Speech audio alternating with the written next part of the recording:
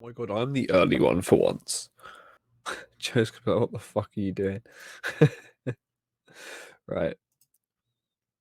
Cool, we're playing Snake. I don't know why there isn't a bigger community behind Snake. I think the story, the narrative, the graphics are revolutionary. The update. These included such Bro, he looks legendary naked, things as man. bamboo wood, camels, Get some and hair who on could your face. forget the Media probably lower than Facebook. Weirdly higher though. Hello, ladies and gentlemen, and welcome to another episode of the Forgotten Podcast. I'm your host, Cat Joe, and we're joined here once again by none other than the cynic himself, Mr. Mass Cynic. Who? Who indeed. Today we are joined by someone who has a long history with both of us individually and the show.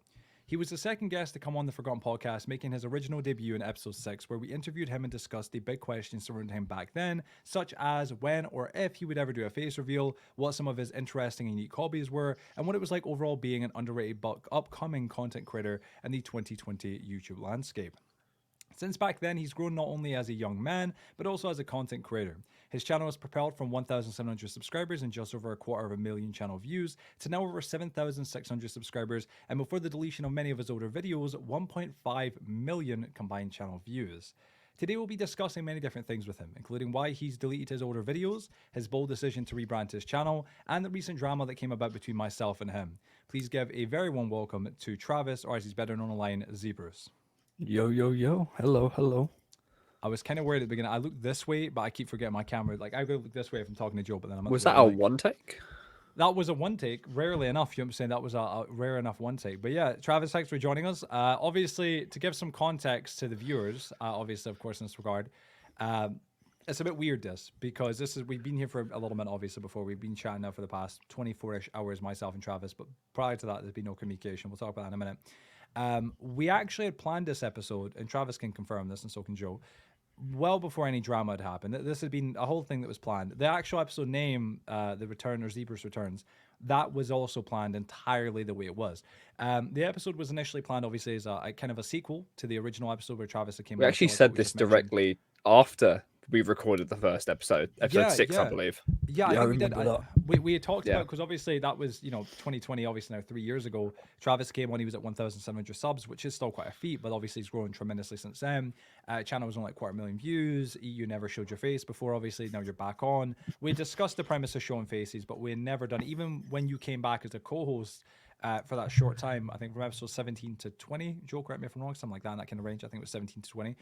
Something like that. We still weren't doing face cam, so this is the first time you got your face cam on the podcast, and obviously all of us have got face cam on because combined together and whatnot, so it's not too bad in that regard. But yeah, thank you for joining us. Obviously, I guess it's a bit awkward in a certain regard, obviously, because this is our first time actually in a call or talking since, well, really all the drama happened, and obviously, of course, there was a whole bunch of shit going on. To be quite transparent with the audience, I literally only unblocked Travis last night to be able to message him, to which I had to get Joe and stuff, because I was trying to get him to contact him and stuff, and Joe messaged him, but I was just adding myself directly.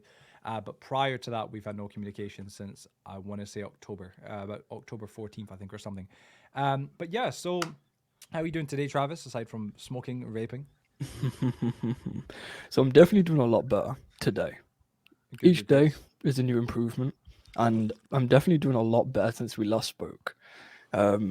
So I think I'm just going to sit back and I'm going to let you ask the questions, and I'm going to answer them as honestly as I can. Just know there are going to be some things I'm not going to be able to answer, and I'll let you know if I can't answer them, but it's only to protect the people around me. Well, okay, I respect that, but obviously I am going to want direct answers to some things, because obviously, I'm going to, I know the first thing Travis has said to me last night on Discord when we were messaging, because I was like, hey, are you still interested in being on the podcast? Because Travis agreed prior, obviously, to all the drama and stuff. But funny enough, beforehand, just before we start recording here, or showing the recording here, where we're going to edit it to, Travis has actually showed his lizards. Forget the lizard's name. He did mention, I believe, or what is that, lizard? Yeah, lizard. What would you? That means there's a classification. Go on. What's No. Bearded Yeah. dragon. It's a lizard. It's a lizard. Yeah, bearded dragon lizard. Bearded Yeah. dragon, right? Yeah, and I remember prior to that, when you actually got that for the first time, you're like, oh, well, I'll show it off in the podcast, because that was how we weren't far away from recording. We were still in the midst of working on this next season that we're currently in now, but we actually hadn't started recording it yet. There was no production getting done, so we were like, oh, we'll show it off then. But yeah, so I guess we'll start with the first question. We're going to kind of just go right into that, I suppose.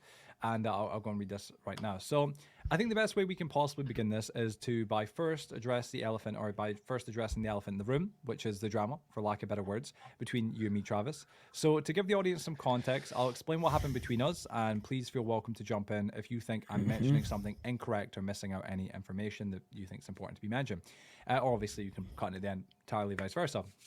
So, to give the audience some context, back in September of last year, Travis reached out to me privately via Discord to offer me an opportunity to work with him and his team to help promote the relaunch of his Minecraft Java server called Zeabruse. I'm sure many people that know Travis know of the server. It's obviously been his main server for a long time. After much discussion, we agreed upon a deal of £400 for 4 months of promotion of or 4 months of promotion, for Zeacraft via my 4 weekly live streams on YouTube. So this will be every single weekend. I'll be promoting it via those streams, which is Friday, Saturday, Sunday, and Monday. The starting date for promotion would be November 1st, and would then continue until February 28th, which was my entire Stream Team season, my more recent one. However, due to us settling the deal rather quickly, and as a show of good faith and friendship, I promote him for the entirety of October for free, add him to my channel sub box, and even promise to stream and create content on his server in the foreseeable future, all as an additional bonus to help sweeten the deal. Going on from there, the money was to be paid in 3 installments, as it was at the time easier for Travis. The first payment was £100 to be paid on the 26th of September. The second payment was another £100 on the 16th of October. And the final payment of £200 was to be paid on the 16th of November. This obviously accumulating fully to the full £400, However, with the not even 2 weeks of us starting to work together, Travis started to bring up issues with regards to the amount of players that were joining his server.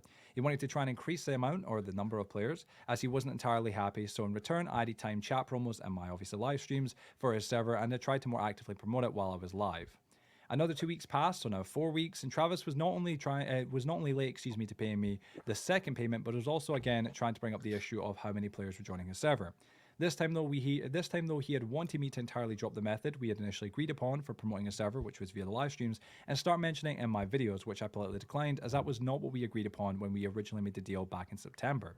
We got into a call late at night on the 21st of October to discuss his feelings on the subject, which, just to clarify and add some context here, Travis, was the last time that me and you actually spoke via call until now, and agreed to continue our current approach, as we weren't even at the end of the bonus month, so we had time to test things. I promised I'd increase the speed at which the chat promos for his server popped up in my live streams, which I did, and he told me that he'd pay me the second payment soon. It was just that he was waiting for his work payment to come through, which I didn't mind, so we left it there. Another week went past, and now it was the 28th of October. Travis had not messaged me at all regarding the second payment, yet he had been online and active, so I decided politely to drop him a message regarding the money and to check on him. He unfortunately informed me that apparently, a stripe was pending, and that he was going to be paid from his work, in 6 days. I asked him if he would definitely be paying me the second payment by the 6th, that would have been the 6 days, of course, from then, and that would have, of course, been 3 weeks late from the original time he was meant to pay me, but he ignored the message. I waited another 2 weeks patiently, for a single message back to give an update on the matter, but Travis continued to not respond. He was actively online, actively making content, but not able to actively keep in touch with not only his friend, but now also a business partner, which I personally found incredibly rude, hurtful, and understandably frustrating, as I'd actually mentioned this to Travis, of course, when we were originally discussing our deal, that I didn't want this to happen because this exact same scenario had happened between him and Cat the Cynic, which we'll talk about later on, of course. By the 12th of November, I had enough of waiting, and I decided to block Travis on all my social medias, as seeing him posting daily was continuously frustrating me. Since then, we found no contact, and from my understanding, Travis has not tried once to reach out to me or others close to me.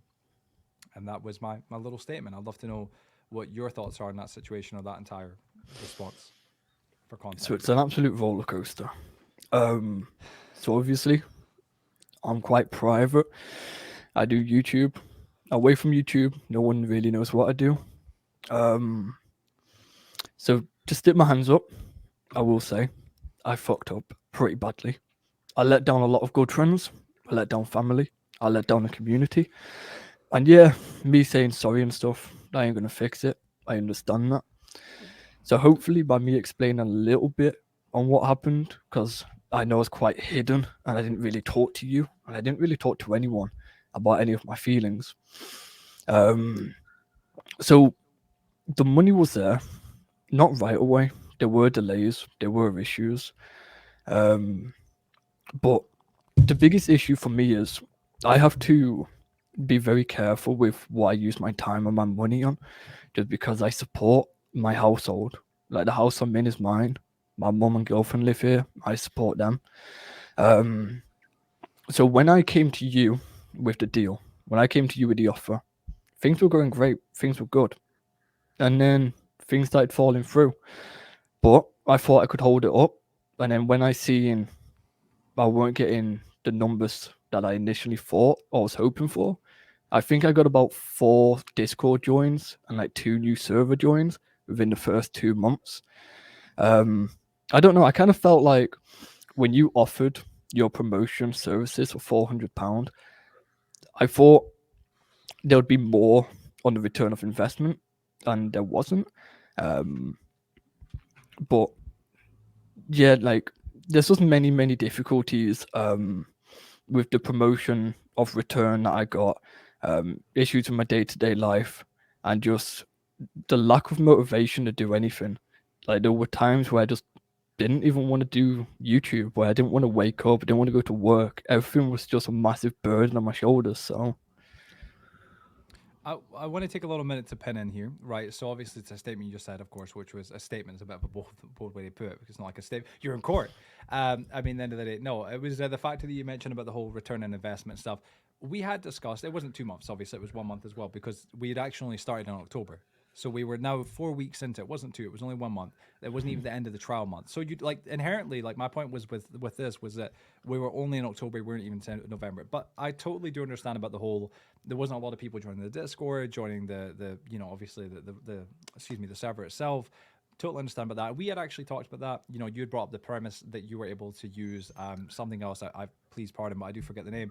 It was some sort of other promotional thing of like promoting, and it was free or something, and it was getting you a lot more active joiners or people joining Zeacraft, which I totally understand. But like I said to you back then, and obviously, of course, reiterate right now, of course, and I don't know if you remember this. This was that late night on the 21st or something. I brought up the point that I didn't say at the beginning, and it wasn't a sense of like, oh, I didn't mention it because it was some sort of like, hidden print, sleazy kind of thing. No, it was just because this wasn't the whole premise of the promotion. But I didn't say at the beginning, and maybe, again, you hadn't heard that, but you'd expect it otherwise, which I understand. But one thing is expecting, one thing is actually knowing or something being said. But I hadn't said at the beginning, hey, Travis, I guarantee 25 to 100 people going to be joining every weekend. I never said that. There was never any sort of like exact amount of people joining because I couldn't tell you. I don't know how that works. I mean, in that regard, I don't know who's going to come from my streams or my community over to yours. And that's why I said I do understand what your point is on that. The factor that you're not really getting a huge return on what you're putting out there. £400. Like I said, for me, for anybody wondering that was like, why is it £400?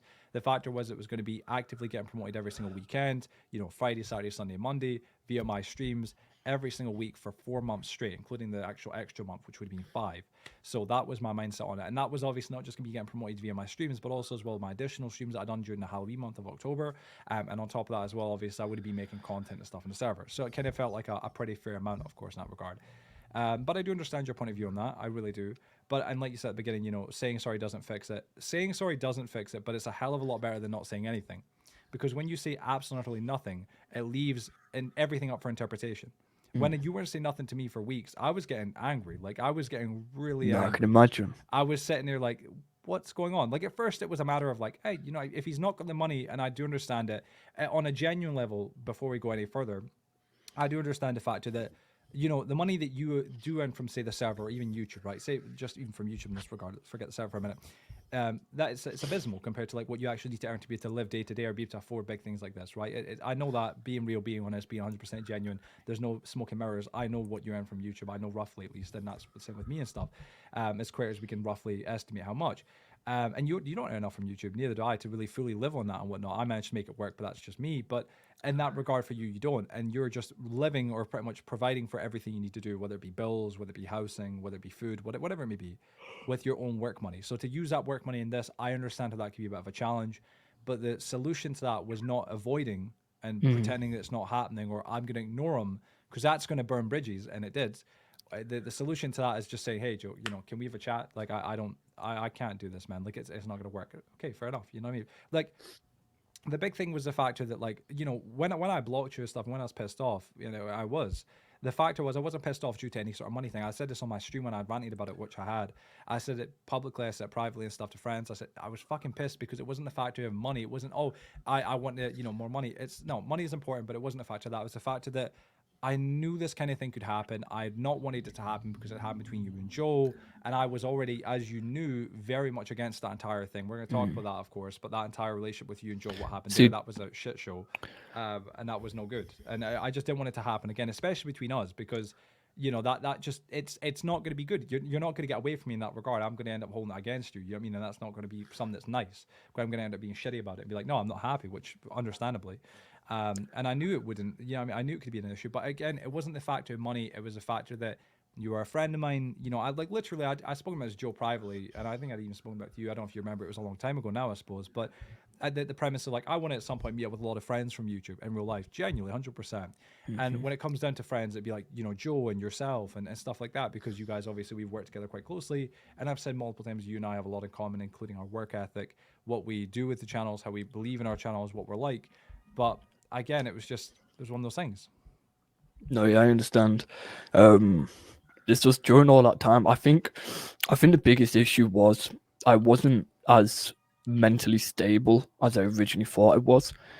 So one thing that I keep off of YouTube is my depression. Struggle with it massively. Now that's no excuse. I'm not pulling a depression card here.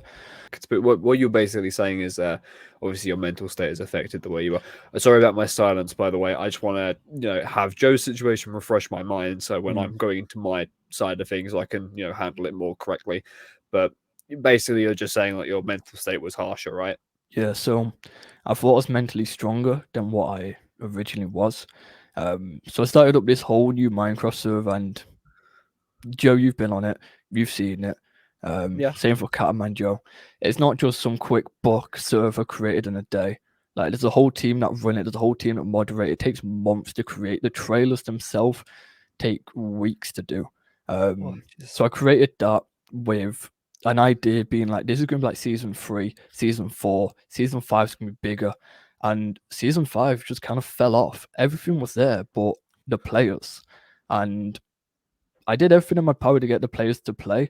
But I guess, it's like Fortnite and Apex. After so many seasons, people just get bored.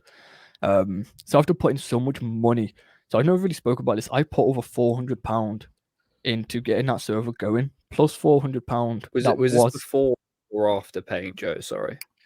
This was way before. This was early. Okay. Like this was way before we started talking. Then obviously £400 to Joe. That'll be £800 for this server. And then we're just getting like 4 or 5 people, and as YouTubers, we've both worked on videos for ages going, this better do well, and it's just flopped. And then you feel like you just don't want to record, like you just don't want to edit, like you go through that little bit of time period, especially when in my situation and maybe yours, when you're working 8-hour days and then doing this as a nighttime thing, it's easy to get back into that mental drain, that mental drop, and that's what happened to me. I I do didn't want to talk to completely anyone. agree with that, especially like I work shifts and stuff, and obviously in my spare time and when it's late I work on my own stuff, and obviously on top of that the podcast as well. But there's also that element of like, although I know that I'm stressed and I go through the same sort of thing that you've gone through, and obviously I don't know your exact situation, however, at the same time, if I'm in that position and I know I can't dish out this amount of money, I wouldn't have made the amount of deals you did. And I think the thing that stresses me out the most about your situation with Joe is mainly the fact that you're upset that it didn't benefit you, when the idea of the the deal was for him to promote, not to bring in numbers. If you said Yeah. to him, "Oh, I'll pay you per people that join," that's Totally different. different. Totally But different you thing. Yeah. asked for advertisements, and Joe did just that, therefore he should be rightfully paid. And although I empathize with your emotional state at the time, if even when you are so emotional or stressed or whatnot, you don't chuck money around. I No, think yeah, I it's quite understand. easy not to do that, because I've been like that and I spend money on my thumbnails. But if I know I can't afford one, I'll speak to a friend, or I'll make it myself. It's not hard to not do that respectfully, if you know what I mean. Yeah. Yeah, I understand. Um, it's like I've got nothing good to say because I know that I fucked up. Like I can't sit here and be like, you know, I'm not in the wrong. I'm But good. Like, I know that here's I'm in the wrong, and it's here's the something that thing, I've though. learned from. Entirely, right? I get that. But if you know you're in the wrong, you know you fucked up, why not reach out and apologize?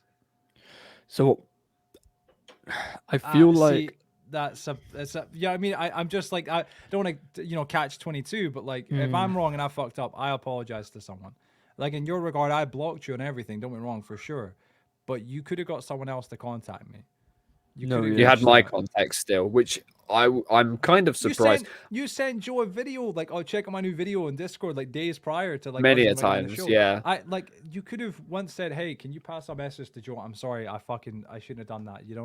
Like I don't know if you noticed that I blocked you right away. Maybe you did, maybe you didn't. But I was pissed. Like I was so fucking angry once I inevitably blocked you because I saw you were active so much on Instagram, especially YouTube, and I'm like, the guy's fucking making content and posting that. Totally good. Well done. Great for you, man. I'm happy for you in the best, and not in a shitty way. I mean that. But like, can you not take a minute to respond? Like, we're friends. Like, what the fuck? You know what I mean? Like, and I that's why I don't was like, fuck. I don't want to come across too bitter. And I don't want to jump the gun on this either because we are going to speak about this in my question. Obviously, I know you two are still talking it out, but I think the thing that makes it just that little bit more worse is that's a great English, Joe. But I just want to say you acknowledge that it was a mistake. Okay, let's go along that line, right? You know that what you did was wrong. However, you worked with me, you didn't pay me, told me you didn't have the money. That same week you go to Joe and you say, "Hey, I can give you £400 for this advertisement." The same time you told me, and you didn't know this because Joe obviously told me, that you couldn't pay me, but you could pay Joe 400. You couldn't pay me my £100 for the videos that I edited months prior, but you could then go to Joe for all this amazing advertisement that will bring you so much money and, splash the money there that apparently you didn't have even And a then quarter of to give And I me. mean, again, not to fling under the bus, because like we were speaking at the time, and I'll make it abundantly clear. I'll tell you straight to your face. I'll tell anybody. At the end of the day, like Joe's like my little brother, and like the minute you had said to me privately, even you're like, "Don't tell Joe," but I can't give him the money. I knew it. Like, dude, before you even said, I went like, "Don't do it." But like, I feel like he's gonna go, "Well, I won't pay Joe, and I'll circumvent that money and give it to other Joe," for me. And it's like, listen, I like as much as I want to be paid, like the same extent, it's like, hey, we don't do that, man. You know what I At mean? this Like that point, that I shit's think I was like waiting for about 3.5 yeah, and months as Joe, I well. mean, and Travis, like, listen, man, I'd say subjectively, without knowing exactly what career, and I know roughly what you do, obviously, career wise. I don't know how much you earn, none of that's my business, but to say with Joe, but like, in that regard, I'd imagine you earn more money than Joe, right? Not that's like we're doing a dick measurement contract context I or whatever, do like, not care if you nothing make of more the money than sort, me, right? but Yeah, yes, it's he not like probably that, but does. it's a factor like Joe needed the money more in that regard, but like, hey, like that was it. It comes across as quite sleazy and quite shitty the way it was done behind closed doors, the way it was done in general, on both no, I sides. understand. So, just to clarify, um, yeah, I did pay you late, but I have paid you now. Yeah, no, Joe, I just want the Joe said that. community to know Yeah, that. yeah, no, we will totally agree. Yes, Joe told me that, and I said, great, people like do know 100%. this. And then, Travis did pay him 100%. It's good, and it's like He actually also you ain't did getting give a me fucking blue extra. Peter patch for that. I ain't gonna start yeah, I did pay clapping you it. extra as well. Like, He yeah. basically at one point said, "I'll give you 250 instead." Yeah. And Which, then hey paid man, me yeah. 80 and then another 20, and then I said about the extra 50 and he said no. So whatever, I still got more than I expected to. But like, hey, like fair But play. I You know what I'm think that saying? Fair play. I respect transparency that. is where it needs to be more important, even though Oh, I don't care definitely. about that additional 50 that I didn't get. I just wish you spoke to me a lot sooner, because a lot of Yeah. it was like, okay, here's some work, and I know I'm kind of cutting forward because I will talk to this more in Yeah. detail. I've got it written out, but you did say to me like, "Hey man, I'm going to need a really strict upload schedule every Wednesday." We did 2, and then you just didn't get back to me. So I don't know why you cut contact with me, and yeah, I will hold off on that because there are a lot of Yeah, bits I want to we'll bring jump. up We don't want to more jump too far ahead, importantly. obviously. I mean, But again, I'm this, just trying to, yeah, because yours get your comes point after across. mine, so it's kind of like Yeah, we relevant. wanted to kind Do of you know what I begin mean? it and CRP season one on that regard, because I do have to say, obviously, Travis, I don't want to fucking hate you, man. I don't hate anybody. I don't hate you. If I hated you, like I wouldn't want you in the show. Like, I mean, Joe will tell you, I originally was like, fuck him. Fuck him. I don't want to speak to him. Fuck him. I don't want to hear from him. I don't want to hear. I told everybody, don't fucking tell me anything about him. I don't want to speak. Nothing. Oh, Travis done. I don't fucking care. Don't tell me nothing. I don't want to hear nothing because I'm pissed. I'm annoyed at him. I don't want to hear nothing about him. I fucking I banned the name Travis in my fucking chat. chat in case anybody had even tried to mention you. Tiny Player had came in, and you know Tiny's cool. Tiny came in though, and Tiny was like, "Oh, me and We love you know," Tiny. he was saying me and Travis were doing some sort of collaborative thing, but he couldn't say it. He was like, "I can't say it. I'm trying to say it one before." Eventually got it out though, and it was like, "Oh, have you guys blacklisted Travis?" And I went, "Yeah," and it was like kind of the fact that I was just so miffed at you, man, at the point, because it was the fact of just lack of communication. Like, it fucking sucks, man, when you can't hold up your side of the bargain. That's a shitty, you know, thing to have to bear, right? You know what I mean? It does suck. I've been there. I mean, we all have. It sucks. But, like, the worst thing you can do is just not say anything, man. Like, I mean, like, especially to friends. Like, I said, I thought we were a lot closer than that. That's why I was like, dude, you could just say, I can't afford it. Or, and even if that sounds shitty, I mean, in the sense where, like, Joe, it's too much. Or, you know, we done it for a month, whatever. Like, I wanted to do it for the full 4, and that was what we agreed upon. But we weren't even, like, the thing that pissed me off was the fact we weren't even at the end of the trial month. We were just about to go into the actual month you had paid for, which was like November, right? And that would have been the beginning of it. And then we didn't See, even what I get to should that have point. done, was, after I've realised that I'm not getting what I wanted, and I should have clarified what I wanted better with you before the whole deal Oh, started. yeah. But what I should have done is, like, after the first month, I should have said, "Hey, this ain't gonna work, but here's your money." And that's what I didn't do. I kind of isolated Well, myself, no, and like, not to beat yourself up. Like, what you should have done was something like that, but like, not like the whole fucking amount. That would have been unfair. You paid £100. You deserved at least a month of fucking the promotion kind of thing, that whole of November. But we didn't even get to that point because you just dipped, and it was like, Travis, yeah, it's like, what's going on? Like, dude, we weren't even at the end of the trial thing. Like, this was just me doing this as a friend. Like, it's like, all right, that's a bonus. That's why I was like, dude, this isn't about the fucking money aspect. It was about the friendship aspect and the fact that it was just everything went downhill. It was like, dude, what the hell's going on? We've got history. I'm still like, listen, our bottom line is we've known each other, me and you and Joe and all of us, for a long time. I mean, like we said at the beginning, you know, the reason why we wanted to get you back on for episode 56 is because you were our like second ever guest on. You know, if you don't include Teddy, because Teddy came on after you, but she was on episode 5 with Super Shifty way back. But you were the second guest ever on this podcast. You were a big part of this podcast in terms of history. You know, second guest on, a co-host for a short period of time. There was history mixed in. You're part of like a few episodes. You know, like there's a history, and it was a factor that just it was a shame that we couldn't have done things better. You know, in hindsight's a bitch. But like obviously, if we'd known what we know now, it would have been done better, I'm sure. But at the end of the day, it was a shame how things went down because it was like fuck. no, I understand.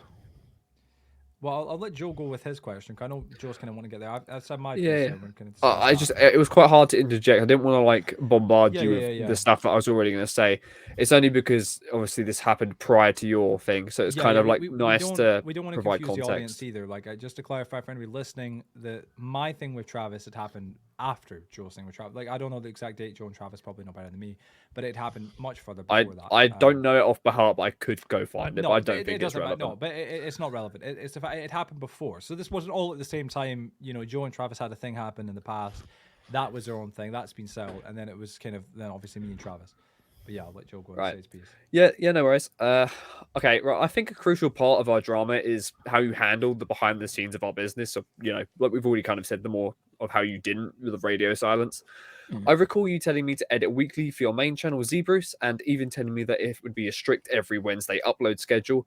And do correct me if I'm wrong, but I do remember you saying that at the time. No, I do. To which I agreed to, but only after 2 uploads, you stopped giving me work as promised. And I even gave you one for free due to, you know, just a bit of generosity and, you know, because we're so close, I thought that would be a good idea. And just a gift and kind gesture because, you know, even people that I talked to about that were like, why the fuck are you working for free? Like, you shouldn't have done that. And evidently, I probably shouldn't have. But later you had me edit a Minecraft tutorial, and after that radio silence, you refused to contact me, even after I rung you daily for weeks. And you saw these calls, you saw the texts and whatnot. Also, while this was happening, you rebranded your channel and deleted one of the 2 videos I had made for you, with the only one being left online was the freebie I made for you. What led to this cut-off, and why did you decide to cut me out completely without an explanation? Even when you asked me to always communicate while working on you, even though you didn't. I would also like your input on why you only got back to me after reaching out to others that have a background with you. I spoke to Sam B, and why did it take more than just myself to get your attention when you were clearly active on socials and even leaving me on red? Bloody hell. We're going back some time here. So, just trying to recall when all of this Go on. happened, this was after I deleted all my content, right? It was in between. We started before you did, so we started about 2 to 3 weeks prior, and then when I had this, with the Minecraft tutorial you got me to do, you uploaded that. About 2 days later, you rebranded with like some weird yellow logo thing instead of the fox character, and you wiped most of your channel for some reason. And the only video that I edited that was left up was that free video where it has Mirror's Edge gameplay, and we're talking about the new Zeabruse, which was no longer there. Okay.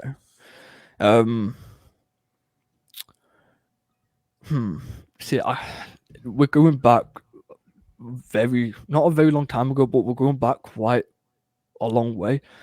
So sadly, I don't really have anything to say about it, apart from to say that I screwed you over, and then I tried fixing it by paying you extra. Surely there must have been a reason for the cut off of like talking, though, right? There must have been a reason for that, because you came to me and you said I need a strict Wednesday only upload schedule. You then were very transparent with me for like a good 2 to 3 weeks, even at one point saying, hey, can you edit a video tomorrow because I've got a big deal. I won't mention what that is because last time I did I got rinsed for it, which I think is really stupid to this day, and I'm sorry if that comes across as a bit brash. But I couldn't do it because I was stuck at a different house at the time, so it was quite a on the nose thing. I even actually asked to work around it to actually help you with that upload, and so we could both get our paycheck. But why did you go complete radio silence on me? I called you, texted you, I got back to you. You always saw the messages, but you didn't text me until I went to Sam B and said, hey, I know you've worked with this guy before, and I know you didn't like it, and a few other people as well have had the same scenario.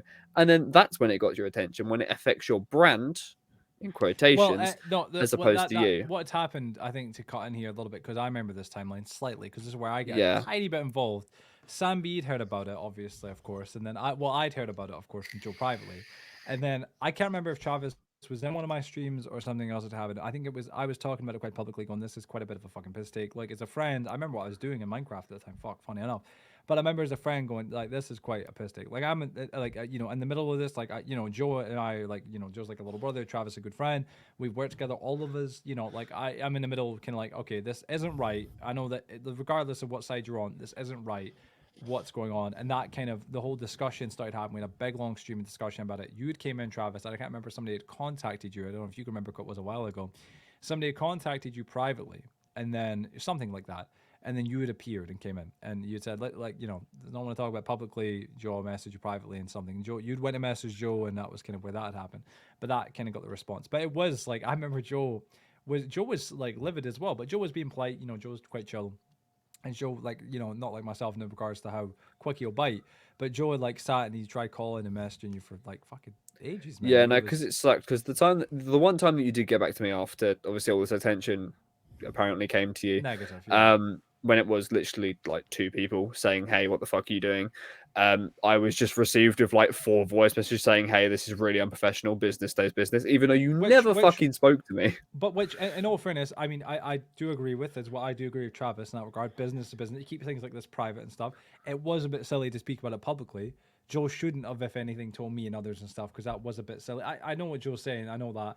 But in the same vein, that is unprofessional. But it also is a double-edged card, because if he didn't speak about it, you would never got back to him. So it's kind of like, you can look at it 2 ways or one. It's kind of it was annoying, because it was like, get hold of you. Why are you speaking to other people when I can't speak to you because you wouldn't speak back? I'm just curious to know why there was the main thing I want to know now is why there was radio silence, and then there's obviously stuff we can elaborate to. So I think it's because I knew that I messed up, and I messed up pretty badly, and even though it wasn't the best way to go about it, and I've matured a lot now from the experience that I've had with you two, I felt like if I've lost a friendship and if I've already made a mistake, there's no going back. I just got to shoot forward. Like, for example, mindset. I'm sorry. I also want to interject quickly though. Shit, man. You don't just. If that's the case, and you realised, oh fuck, I've messed up here. Why did you then go to Joe saying, I'm not going to pay other Joe. I'm going to put myself even more, not in debt, but I'm going to put myself even more in the ground by then not £100, but then selling off another 400 to Joe, like at the same time. So Yeah, you no. clearly, I'm not trying to be too on not you, trying to, but like that was very. I think You the didn't mindset of realize just it. shooting forward. Yeah, I think mistakes were made, obviously, right? But like, hey ho, like that's what that is. But like, the whole, I've lost a friend, can't do nothing about it. Let's just shoot forward. Like, forget like it happened. That's not a good mindset in that regard. I mean, you can do that, but it's just like, it just comes across as kind of like, it's just like, fuck him, used him onto the next person. That's how it seemed. And I totally get Joe's point of view in that regard. It does 'Cause suck that though, was that. because when I was speaking to the two other people that I spoke to, they even said to me that like apparently, because I remember you coming to me saying I don't want you to ruin my brand, but these two other people had that opinion already. You know, it wasn't me spreading misinformation. I was telling them what you did and did not tell me. So, what was with the radio silence? I've got nothing to say. I've got Just like nothing good to say. My lawyers won't allow it. You say like that, like it's Saul kind of Goodman the is background, crying like, right now. Saul Goodman in the background there, the goanna. You were saying no, the baby dragon. That's what it was. Sorry, I'm getting the thing. Like He's a lawyer. I get, that the dragon's the lawyer. That's what it is. But like I get it. I mean, it was a while ago. In all fairness, I thought when obviously our thing was a bit more recent. But yeah, man. I just all I gotta say to was it was just shitty takes, man. Like it was just it doesn't look good, man. Like neither of us are like I don't know that's what we talked about before we came on this podcast. The whole as long as it isn't trying to make me look bad or what, like we're not trying to make me look bad, man. Our goal in just this what what we do happens. with TFB, we're not like I'm not saying anything that I don't think is true, right? And if I am, you can always correct me and let me know. But like at the end of the day, it's just shitty, man. Because it's like, bro, like we're friends, like. You do this shit to friends, my god, like it's no good, man. And it's like you got to learn from the I mistakes. am You made it with always Joe and open me. for criticism. If you genuinely think I've done anything wrong, please do tell me. Oh yeah, you know what I mean? Because Like, it's constructive. Like if you man, think I genuinely did wrong, do tell me, Travis. But like overall, I don't just, really see what the problem was. yeah, No, you just didn't do anything wrong. Just mistakes were made, man. That's kind of what it is. You know what I'm saying? Which is kind of why I just want to clarify for any of the audience as well. We're addressing this first on. This isn't the whole episode. Like, all right, thanks for coming on that. It's not all doom and gloom. This is just no, addressing no. it. It was just we did of the questions that we had, we wanted the first major ones, the first two, to be mine and Joe's options to be able to kind of clarify how. Because people will ask. I know a lot of people have been kind of saying like, yeah, I know you both don't really speak to him anymore. Mainly Joe. I've never blocked Zio on anything. You didn't. I was like. There wasn't really a point. He didn't message me anyway. But no, like, no, that was it. Yeah. Like for me, it was kind of the factor. Like I knew he wasn't gonna go back to me, but even if he did, I was so angry. I was like, dude, I was pissed, man. Like having visions of fucking violence. You know what I'm saying? Like, dude, I started seeing fucking red, man. Honestly, dude, I was like, I remember the expression that I used when it all happened. I was some fucking blood's boiling, which was because the fact I was just so miffed, man. I'm like, this should not be happening. It's not about the money. It's not about anything. It's about the fact and principle that we're friends. This should be happening. You know, like that was it. But hey, wash your hands of it. You know what I'm saying? Like that's what it is. Well, I guess we'll move on to the next question, because I already feel like Travis is starting to look like he's like, the lawyers are contacting him, get off the fucking show. You know what I'm saying? Get off the fucking show. He looks like he's on Crime Watch as opposed to the Forgotten Podcast. I didn't touch him. You know what I'm saying? Like, let me see. Right, all right, let me see. All right, we're going to go to the next question. And this one, again, we're not on, it's not like the latest of notes, but we're moving off of that. So mine's here. You announced rather unexpectedly on the 6th of December that you were officially shutting down Zeacraft just 2 months after its relaunch due to financial reasons and your mental health. And we've kind of touched on the mental health thing, of course, a teeny bit at the beginning. However, is it true that Zeacraft is currently open, but for paid players only? And can you shed any more light on the original server shutdown? And although it might be a bit too soon to ask, will we ever see Zeacraft open again, at least to the public? So, will Zeacraft reopen? Too soon to say. Financial situations, a lot has changed. Nothing's been good for the last 2, maybe 3 years. There's been spikes where I've gone, I'm on top of the throne, I'm doing good. And sadly, during those spikes, that's when I've contacted you two, just to find out that not everything good lasts forever, and it's all come crumbling back down. So, the financial situations of Zeacraft, hosting a server like that, it's not on like a free host site. It takes a lot to run it, the developers and everything else. So sadly, I did have to close the server after putting so much money and time into it due to financial situations, because I cannot keep running the server. I have things that I need to take care of, and I have people that rely on me. For example, the house, my family. Yeah, of course. Yeah. Then there's issues Which is all with, respectful, by the way. Don't ever think we're trying to take that away from No, you. no, no, no. and then there's that's totally issues understandable. of certain people in my household who can't work, so they're living on me. We're a Yeah, one yeah. paycheck kind of situation. Yeah, you got to make So- sure you're smart with it. Yeah. So that's why I shut down the server. And then the mental health was just because I put so much time and effort into hopefully making season 5 the biggest yet. Because season 1, 2, all the way up to 4, it was just growing massively. And in season 5, just fell off like really badly. And it wasn't for a lack of trying. I mean, like, obviously, I got to come in here, even though obviously what happened with Zeabruse was all connected to us and stuff. Not like what happened with us, but I mean, like, it's in like it was all connected. But I got to say, Zeabruse season 5 looked very promising. I mean, obviously, if any, like you can clarify, wasn't it getting hosted on Apex servers or something? Like Even the website looked really good. I remember visiting that a good twice, like 2 or 3 times. Oh no, it was actually like looked pretty good. He had it really well. The spawn, the the whole thing. He had it all going good. Obviously, I'm not much of a Java person myself. Travis knows this very well. But like even I go to see server as it was coming along because you had it. I remember seeing the original lobby, if you remember. You had like an older lobby that you were originally working, and then you start another one. But it was good. It all looked really good. And at first, though, the premise was it was going to be obviously free to play and stuff like that. But there was going to be no shop. And then I remember you had mentioned, and this is the truth, you said, like if it doesn't do well enough in terms of support, say on Patreon or whatnot, we will have to open up a store, which I believe, correct me if I'm wrong, you did have to open up a store eventually. You did go to Yeah, that so I'm going to quickly tie a bunch of questions into one. Okay. So I'll start off with the free server and then the store and Yeah, then the idea of going into a Patreon only server. Yeah. Just to kind of clear the air on that. And just for everyone watching, I'm not reading any form of script here, so bear with me. So from season 1 to season 4 of the aircraft, we've always had a store. The store is optional. You can play, have fun. It's all free. Do what you want. But the store, like Hypixel and Mindplex and all these other servers, we have a store. And if you don't know this, sometimes you got to pay for server hosting. You got to pay staff. You got to pay for plugins. You got to pay for features. And by the end of it, it all adds up. Zeabruse Season 5, which was my latest server, cost me over £400 just to get off the ground. And after spending that much money, so real quick, I'm not in it for the money. I couldn't care about the money. I just want to see the players happy. I just want to see loads of people on having fun.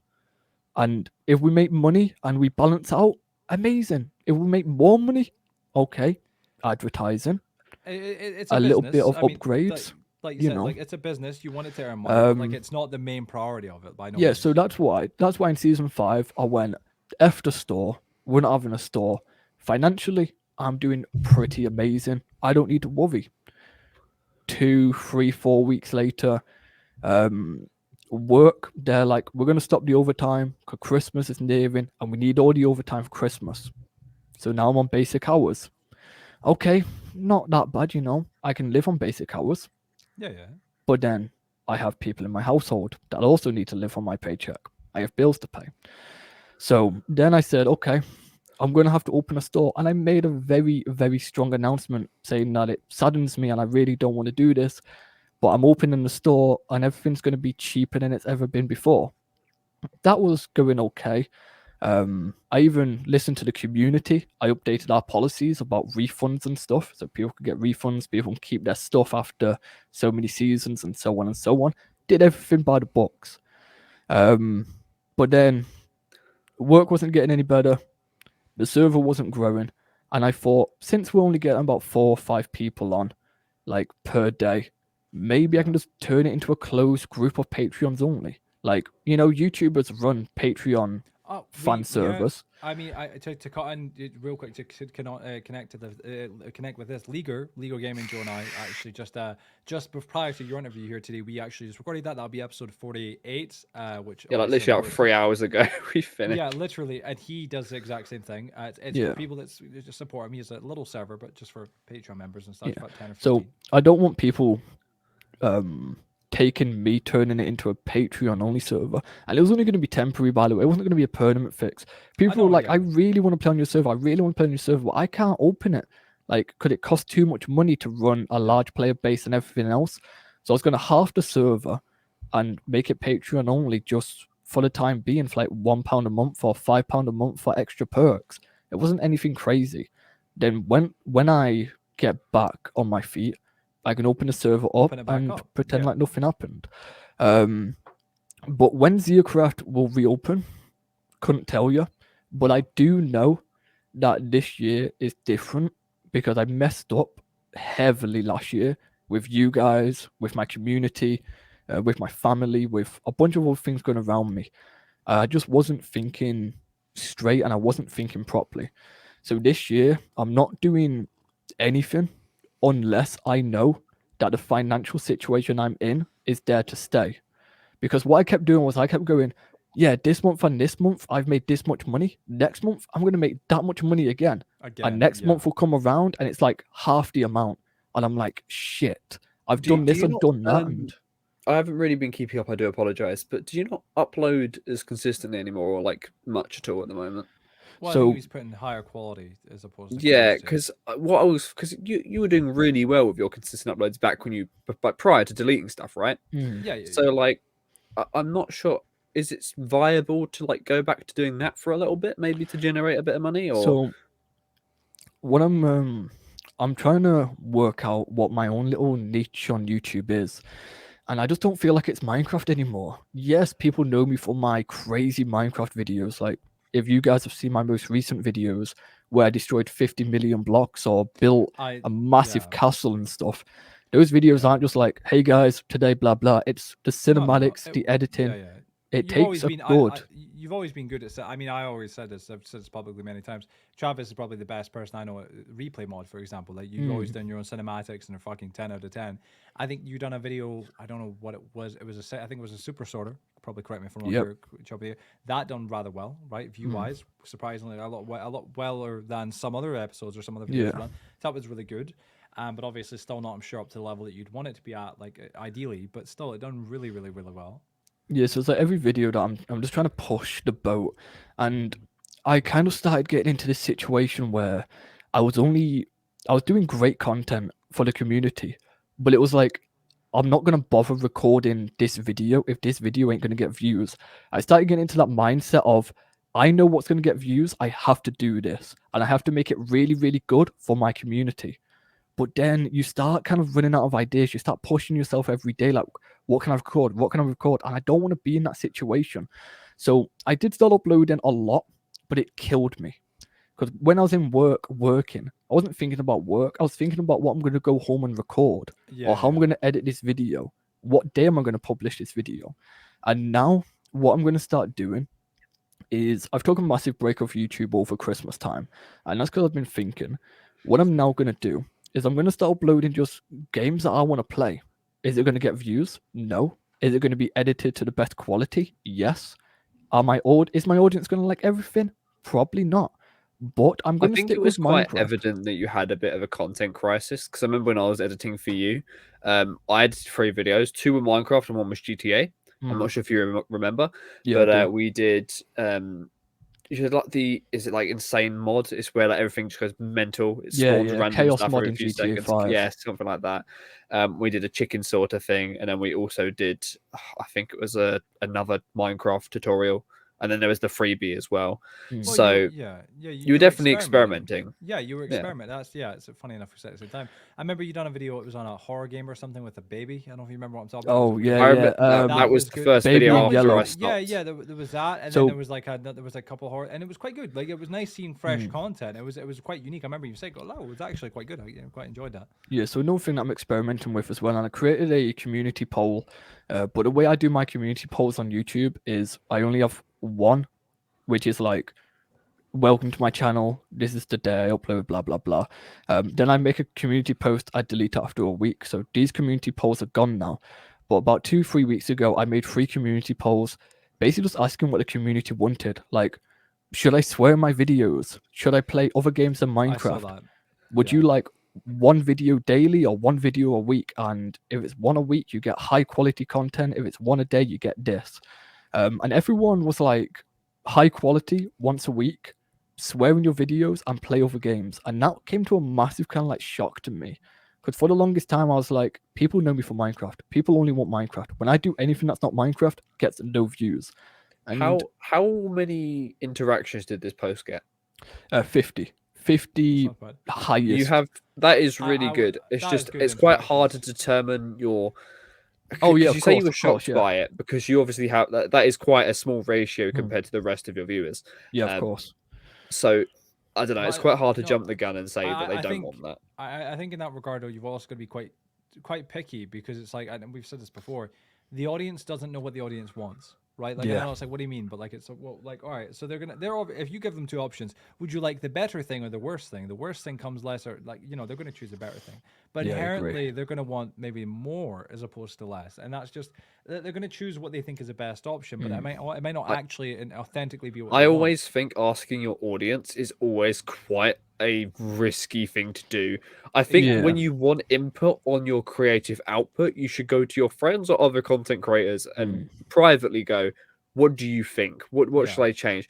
I think going to an audience is like really risky because, like It Joe can said, be. the audience does not know what they They want, don't and know it's what that's they want, very but true. I think to some extent they do as well. Like I think it's good to look at it and go, okay, I know what they're kind of saying they want, but let's see if I can kind of do my own thing. Yeah, but that's why I also try kind and of do took that. it with a pinch of salt.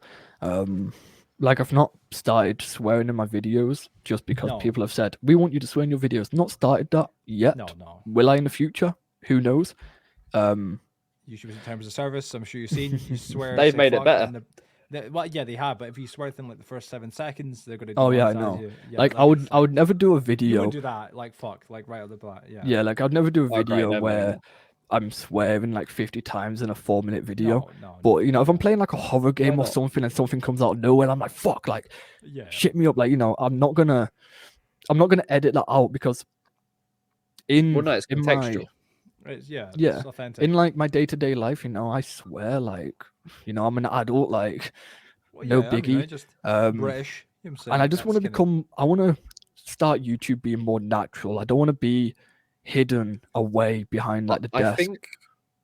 Sorry to cut you off. I think there was a part of time, wasn't there, where you were kind of doing let's play sort of things, and I think you've got like almost like not in a bad way, but you've almost got like an old timey sort of view on YouTube let's plays, like having this personality, putting on a bit of a voice and exaggeration and Yeah, stuff like yeah. that, and you've always done that. But I think where YouTube is now and just creating media on any platform, I Mm. think either you must be, you know, excessively unique as a person, or you Yeah. should just be down to earth and normal. Like it's like a great example is like everyone's saying like, oh, Jacksepticeye and Markiplier aren't those people anymore. They're Sean and Mark now. They're like more casual, and I they think that's became kind of themselves what. as opposed to the characters. that Yeah, they I once don't portrayed. think Yeah. that old timey, over the top sort of let's play sort of thing works anymore. And I mean, I'm sure it does in some aspects, but I think now we all need to be a bit more laxed, you know, on what we do. No, yeah, I've Because I noticed think that, and I've if definitely calmed down my content a lot. know. So the next yesterday, day I start screaming at a screen like with dyed hair, people would probably go, "What the fuck is this?" You know? yeah, exactly. So it's like a few days ago, I uploaded Sons of the Forest, which is a new game that's just came out, and Yeah. I kind of played it with more of a sat back attitude, and I was like, okay, so that's gonna fucking try to kill me soon. I don't and think this it's and like good, that. to be honest. I think. Yeah, you know what? I like the forest more, but Sons of the No. Forest is definitely a bit of breath. Yeah, breath of fresh air. It's Yeah, nice. yeah. I We played it for like an we- hour. It wasn't we great. we all tried to play it. We were streaming it, me, Joe, and Hilo, a friend of our, Hilo Souls. I don't know if you know Hilo that well, but Gabe, his name is. But we all tried to play it. That noise, I swear. Darth Maul was coming out. I felt like there's the sound of it coming in. I was like, "Fuck!" It sounds like a breathing thing. But like, It's like I'm vaping, bro. yeah, a rape. You know what I'm saying? But like, no, we played it and it was quite good and whatnot. It's quite refreshing. But I remember you saying about the whole you wanted to do the forest. We all said it. We all want to do Sons of the Forest when it The comes. reason I'm hating on it, But by the way, is my game never loaded for some reason. Like a few people's games, it just aren't opening, and mine never I'm opened. slightly against it because it isn't on console. I understand why, but I think it coming on console would have been a great launch. I would have preferred. They said back it on might in about PlayStation. 3 years, so Yeah, 3 years. God, I'm not joking. that's not long. I'm saying, but yeah. Well, I'll let Joe transition to his next part if he wants to continue from there because we might. Yeah, you know, no make worries. Some progress. Right. Throughout the years, your channel has evolved and changed alongside you, but in 2022, your channel went through what subjectively was mainly most would say its most turbulent year for changes. It started with your channel update video named deleting 1.5 million views where you announced publicly that you were restarting your YouTube channel. We kind of, touched on this. We did. And deleting pretty much all of your older content. You said in the video, if this doesn't work, I have lost the history of my channel.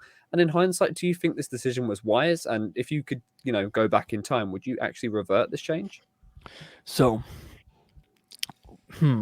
it's a bit of a 50-50. Like, there are definitely days where I wish I didn't do it. But my channel's got to this stage now where all of the backgrounds, like the analytics, have just refreshed. So I'm no longer looking at my YouTube channel going, oh, my channel's always in red. Oh, my channel's dying. My channel's really bad. I'm looking at my channel every day being like, those arrows are up. And that's kind of all I care about. But then there's a part of me that's like, the history that got me to where I am now is now gone. But mentally, it's refreshing, and it means I can push forward without having to look at these numbers. Because what happened was, I started uploading in 2018 to like 2019 almost every single day, and then I took a break, came back, started uploading somewhat weekly, took a break, and it's those breaks that really damage the back end of YouTube. Especially if you don't come back with some better videos that do more views than last year. Consistent, kind of trying to push up. So my channel was kind of like dipping, just down and down. I upload more and more content, it's still down and down. I'm just like, I don't understand it. So it was a refresher to see that the back end of my channel is doing much better in ad revenue, in views, in watch time. And from about the end of last year, I was getting about 2 to 3 minute watch time. I'm now getting anywhere between 5 to 8 minutes watch time. And that, as a creator, is so motivating. I mean, that is very good watch time. But I would question, is the reason you're getting higher watch time because you're getting less viewers? Because obviously we already know if you have less viewership but more loyal viewership, you're bound to get much higher viewer retention. See, that's what I was worried about. But I have had videos that I've got 2,000 views, 1,000 views, and they're still getting 5 to 6 minutes watch time. It's the way that I've changed my content and my editing style, I think. Because I've definitely matured as an editor. I'm just trying to mature as a creator now. Watch time is always really motivating, though, like you said. Like, sorry about my absence. I had a child running my room. But probably from Joe's basement. But yeah, I mean, I think watch time is really valuable because you sit there and you craft a video, don't you? And to see that people have watched it like the majority of the way through is definitely motivating. Like, I made a video recently, a Skylanders video. I averaged at like 25-minute watch time, and that was amazing. Pretty good. That's the video is 30 minutes long. That is awesome. It's definitely, amazing. Yeah, it's motivating, like Z said. So I completely understand that. Yeah, no, I think it is one of those things where obviously I've already said my opinion, kind of privately and publicly a little bit about the whole deleting all your videos. I think that still that was, it was a mistake. I feel like it was a dramatic decision that definitely partially I wish I never made, but there are parts of me that I'm glad I did. Yeah, I wish you had unlisted or even privatized. Because it's like, it's not even about me getting to see them. It's about the aspect of you having them there. I know your point back then was that it kind of helps the algorithm. They're no longer there holding you back, which is good. I was told by many different creators that if I just private them or unlist them, that the YouTube, not the YouTube algorithm, but like the back end of my channel is still going to look at those videos. So I was like, if I want a clean slate, I just have to drop it. And without really putting too much thought into it, I just dropped it. Though. Sorry to cut you off. Well, it took like a good year, maybe a year and a half, to get my channel to a healthy point where I can kind of just go and upload whatever I want. Yeah, you can go anyway and do what you wish, kind of. Because what happened in the past was, if I uploaded Minecraft, GTA, Minecraft, that GTA video would get like 5 views. My Minecraft videos, 200 views. Now it seems no matter what I post, the algorithm kind of just gives it to people. I don't know if the YouTube algorithm treats us as category creators. Like, we all do Minecraft, so when we do GTA... It does. It doesn't categorize it into games, however. It categorizes it into topics. So you would be a gaming content creator. It doesn't matter what game you play. Your audience not clicking on a certain game would give the algorithm an indication that that might not be something that your viewers are interested in or other viewers are interested in. Like we were talking I about was this thinking with this Liga, funny recently, enough. that it wasn't that specific, which I think is the one benefit of Twitch, right? Like that is Well, game yeah, categorizing. Twitch is just generalized to streaming. There's no other real category in there. There's Well, yeah, categories, but it's I just streaming. mean like when I go on like not my For You page, but like my recommendations on, Yeah. you know, YouTube, it will come up with like Fortnite, but it's like I don't watch Fortnite. It's just because I've That's watched because it's gaming. gaming. That's because it's Yeah. gaming, and that's why I mean we talked with Liga Gaming, who was a creator who came on our show again earlier today. We recorded the episode. He was mentioning the fact that he wants to do a form of content that he's done that I really enjoy, as game reviews, and I think game reviews are great. But he mentioned the fact that he wants to do more, but he doesn't until he has a channel specifically made for that. And it was a question of why, and it was the fact of, well, if he makes game reviews on his YouTube channel, his audience aren't there for game reviews. They're there for gaming content. So they're not going to click on that. And that's going to tell the algorithm in return that people aren't as interested in his video. The video isn't going to get promoted, and that's flatlines. While if he makes a new channel specifically for that type of content, uploads it there, the people that are going to click on it are interested in that type of content, and it's bound to help the algorithm reach out to more people, and obviously It's the equivalent to if I stopped doing game reviews. Yes, like if you were to stop and start making vlogs, for example, kind of something a radical shift and change. But no, I guess we kind of touched on there, which is quite good, of course. That was a fair response to that. I think the whole deleting 1.5 million views thing was a big turning point for the Zeabruse channel, but I'm glad we could talk about that there, of course. Continuing on from what Joseph just said, of course, or Joseph's question regarding your channel or your channel changing, I think many of us were frankly shocked when you made the strange decision to rebrand the Zeabruse channel icon from its memorable anthropomorphic wolf character, which had been the channel icon for years, to a penguin. And then you later then in January rebranded once again from the penguin icon to a Minecraft farmer.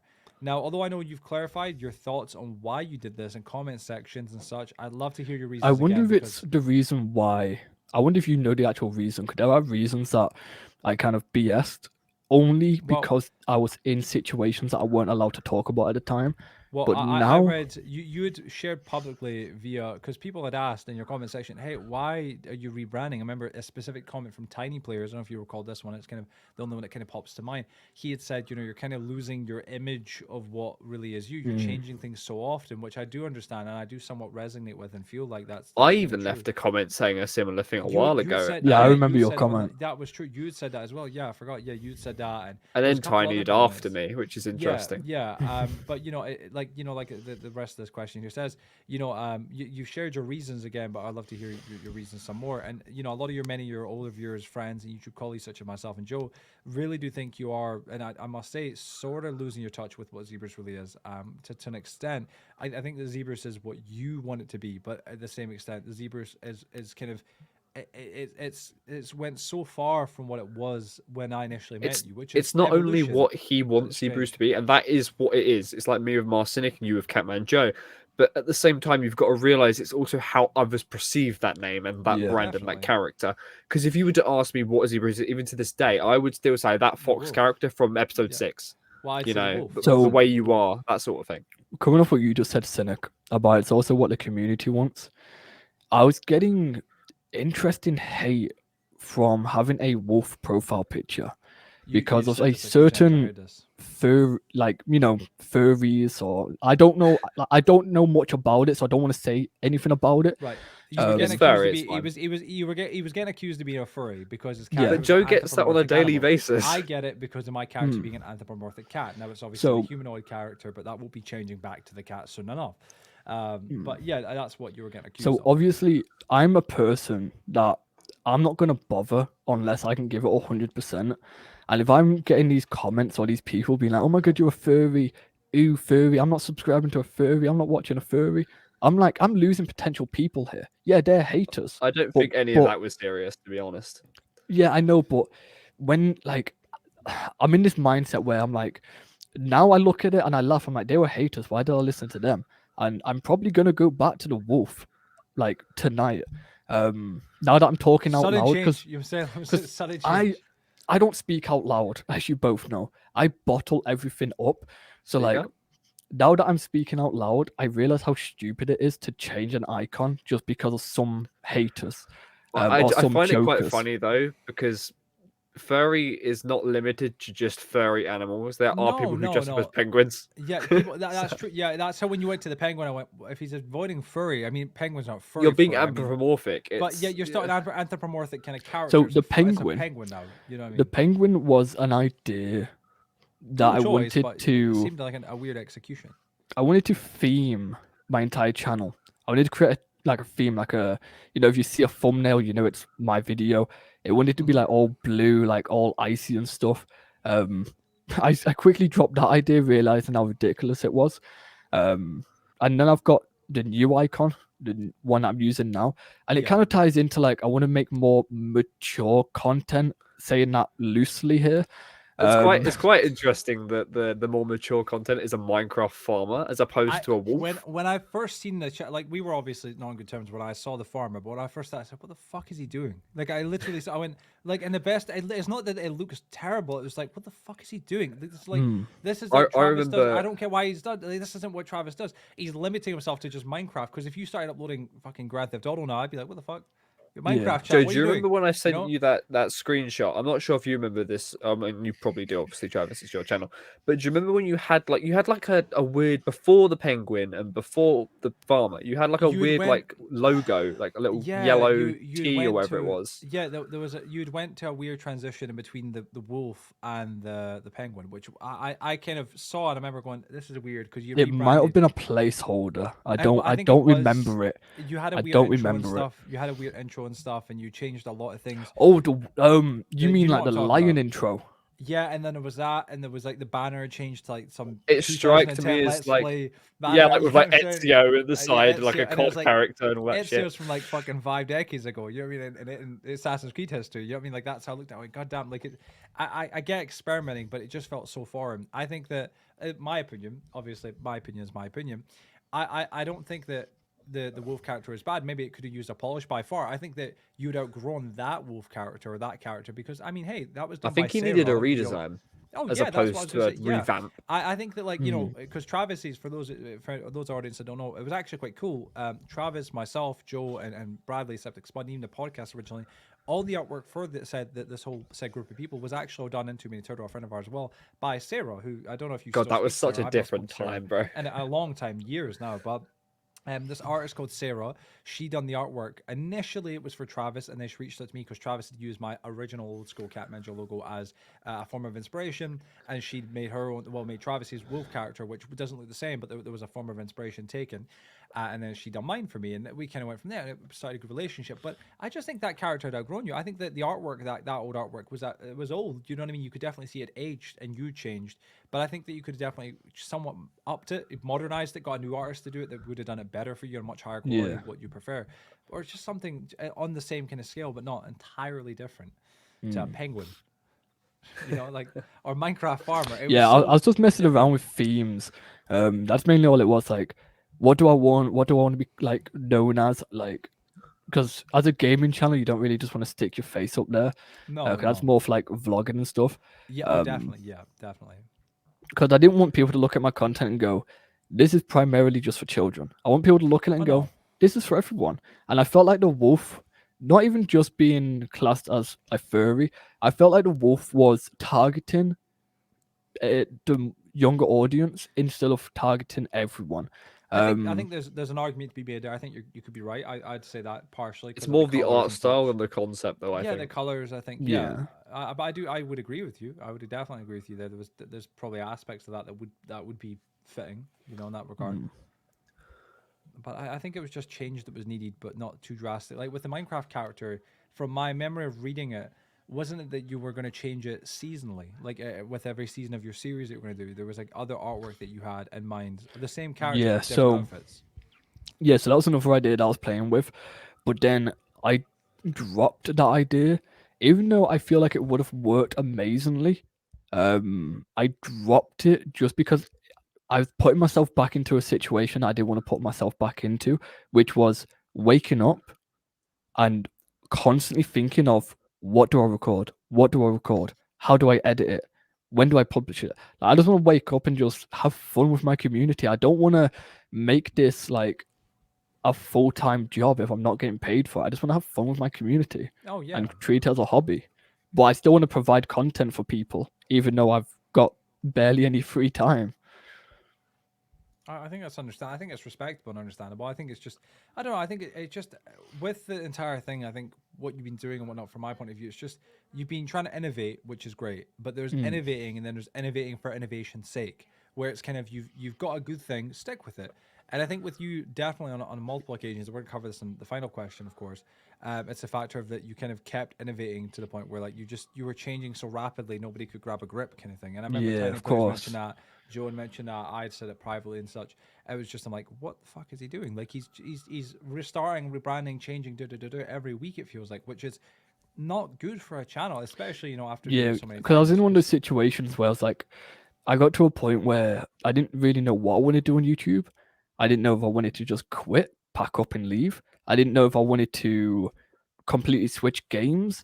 Um, I was in one of those situations. I'm sure we've all had it before, where you just really start questioning, like, do you go to work or do you focus on YouTube? Do you do both? Like, what do you do?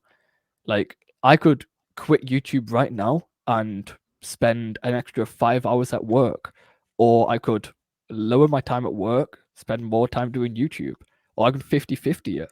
And there was definitely one of those times where I was like, this may not work and I may have to quit. But luckily, I'm not in that mindset no more. And I'm more motivated than ever just to keep on pushing YouTube with the content that I'm doing now. And I understand that some videos may get 20 views, but that's going to be 1 in every 10. And I'm just going to be focusing on the videos that people actually enjoy. I think that's respectable. I think Joe would agree there. I'd agree entirely with that. That's respectable.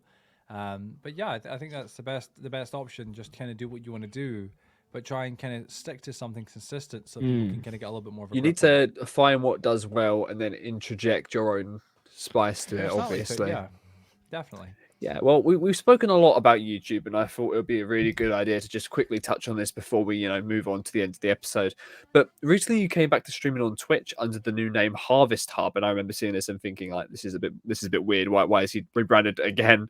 Obviously, we've already spoken about this, and from what we could see, you were playing games like Stardew Valley, which made the farmer look a bit more appropriate. And I actually remember and recall messaging you saying, "Are you a Stardew channel now?" And you obviously said no.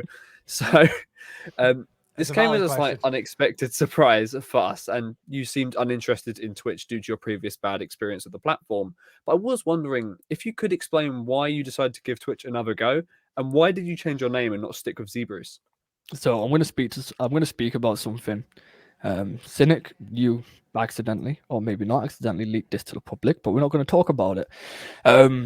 So Facebook offered me. Facebook offered me a pretty enticing contract, and the contract was basically full of misleading, lies, just misleading information. So originally the contract was, we're going to offer you X amount to come and stream and do exclusive videos on our platform, which was Facebook Gaming. That meant I was only allowed to live stream on Facebook, and any videos I made for Facebook had to stay on Facebook, and I couldn't republish to YouTube. So I was like, I live stream on YouTube. It doesn't really do that well compared to videos. I prefer to use my time making videos than live streaming on YouTube, just because I get much more from it. The only time I live stream on YouTube is when I want to communicate with you guys and talk to you guys, which is like once a month. But anyway, so I was like, yeah, sure, whatever. I need money. Let's sign up with Facebook. Facebook are billionaires. I'm not a big creator, but they'll throw big money at anyone to get them to a trash platform. Let's just say the money that was in the contract wasn't money that I was able to spend. I was given strict instructions on a second contract. That money should only be spent on advertising on Facebook Gaming. So you were given credit. You weren't given money. Yeah. That makes a bit more sense, because when I'd heard this story, and this is the lump sum that I'd heard, £10,000, and I went, fuck, 8,000, right? Well, I'd heard 10,000, and I went, fuck, right? This is unbelievable, because I mean, for fuck's sake, like even if you have 10,000 subs or whatever, that's still, to get that much people over there, it's going to be a challenge. We all know how it works in that regard. It's not easy to migrate audiences. But I mean, that's a lot of money. But it makes a bit more sense when you think, well, it's Facebook marketing. They're going to give you it in So credit. that's another thing as well that kind of knocked me off like a massive motivation thing was they offered me one contract where it was like, oh yeah, join us. And then they sent me a message being like, you'll get your money in a few weeks, blah blah blah. So I was like thinking about it, I was like, this can't be right, this can't be legit. But then I got into these connections, I got into these Zoom calls with these people from Facebook, and I was like, shit, these idiots are actually gonna pay me with 7,000 subs, 8 grand to go and stream on Facebook. Hell yeah, I'll take it. Oh yeah. Sign the of course. first How contract. long did you realize after this contract that it was credit and not real money? So I signed the first contract because I was offered 8 grand. Oh, yeah, of Nowhere course. it said. So the contract was written in a very, very particular way to where if I tried to argue against it, they can't really like I don't really have anything to stand on. But it was also written in such a way where it looked like I was going to get 8 grand, but he never said 8 grand in credit or 8 grand in my bank account. It was just you're going to get 8 grand if you come stream over here. So I signed the first contract, and after being told you're going to receive £8,000 in 2 weeks, I was like, okay, I'll just wait and stream on Facebook. Started streaming on Facebook, and then they said to receive this money, please sign this contract, which was an NDA. Got the contract, and it said £8,000 in ad credit. From there, I contacted my Facebook manager, and he said to me that he made a slight mistake and a miscommunication with him and his boss. And I got £8,000 in ad credits, and that was the video I think you seen, Cynic. Sorry. I Which was gonna one? say, Sorry. It was like a weird Instagram ratio, like a box. Yes, I think I remember this. It's Yeah. weird because I remember you that one day you were like, "Oh, Cynic, if you edit this video in the next 16 hours Yeah, and that- get that's it ready the- for me, I'll give you 800 quid." And I'm like, "Right, I physically cannot do that." Yeah. Um, Only. Yeah. Yes. Yeah, but I was trying. I'm just imagining now that if I could have done that, how shit the situation would have got. Because then you would have I had would. to owe me 900. We would have basically a grand. both. We would have both been so mad. So Like I would have been mad at Facebook, and you would have been mad at me, and that would make me even madder. And it would have been a toxic circle. So I'm so happy you didn't take that. We were inches away from you owing me basically a grand. Yeah. But yeah, it's just shitty on Facebook. I'm intrigued to ask. So obviously, did you get the credit? Because like that's a question. Did you get the credit? Yeah. So. Because I remember, before you answer, because I remember a video of yours on Facebook, the only one that I seen yours, you shared it with me, you put it up on your Instagram, it popped off, I had like over 100k views, and I went, fucking hell, like fuck. I remember seeing this. And I was like, yo, that's good. And then, but did you use the ad revenue credit for that, or what was so here's a really scummy thing. So I managed to get out of my NDA contract, but I'm still in this other contract, but I don't really care. So what happened was, so I'm in a contract where I can't live stream on anything, and that's why I started live streaming on Twitch under a different username. But I'm going to start streaming to YouTube soon because I don't really think they can do much about it. Travis, I don't think they're going to chase you for anything. How are you signing all this stuff? I don't understand where you get these connections because like they never seem to benefit anyone. I think Facebook just have I think they're just so desperate at the minute to get people streaming on their platform. They will literally fly anything. Like I got an email from I think it was I don't think it was Meta back then. I think it was still Facebook, but I got an email. Facebook, yeah. And I was looking at it, I was like, you want me to come and stream on your platform? I was like, this is so BS. Like I'm not a big creator. I'm not known for live streaming. I don't bring in crazy numbers, so it's whatever. But I kept on reading the email, and the email was like, yeah, we want to invite you to this Zoom call, documentation. Like it was a good month process every single weekend. So at the first I was like, this is just total BS. This is like crap. But then they showed me all the stuff, and like they gave me partner like that. Because I said to him, I was like, I honestly don't believe that this is actually something that's happening. Yeah. I know, like, we can partner you. I was like, when? They're like, now, give us your username. Gave them my username, got a partner badge. And then they basically just offered me a bunch of back-end stuff, like monetization, like that. And at the time, I think I only had like 100 page likes, and they monetized me. Yeah, they monetized me. So I was like, shit, these guys mean business. Oh yeah, it's real. So when you asked Joe how much that video made on Facebook, so I've got a video on YouTube with 100,000, 150,000 views, and I know that video's made me close to £200. About On 210, 220. Facebook, Yeah. that 100,000, I think it's 127,000 views or something like It was that a when I lot. last checked Like, it. yeah, it was good. It was done really well. Last time I checked it, I got something like £76, It's not too which bad. is pennies per thousand view. But Oh, it is, yeah, but it's still something, but it isn't as much by any means. It's yeah, like YouTube. another thing about this contract was we had to create a trailer, a Facebook creator trailer, and I think that's what you see. That's what I'm referring to. That's what I'm Yeah. referring to. Yeah, because that was So- what I seen had lots of views, and I remember going, "Fuck me!" But you So could see it on the page. here's another scummy kind of thing about that money that they gave me. The money they gave me. Yeah, They said I've got to spend 5,000 of it on that trailer in ad revenue, right. That and makes I sense. cannot monetize that trailer. Yeah, so you aren't earning any money back from it. Yeah. Oh, fuck. So Yeah. that trailer that you were talking about is now on about 500,000, maybe 600,000 views with zero ad revenue. Then I had some money that I could spend on other videos until I'm no longer allowed to post ads on Facebook. And to this day, my manager just messaged me, "I'm trying to fix it for you." Okay, it's been 2 months, and I've still got about 3.5 grand in ad revenue for Facebook gaming that I can't spend. Can't use it on anything.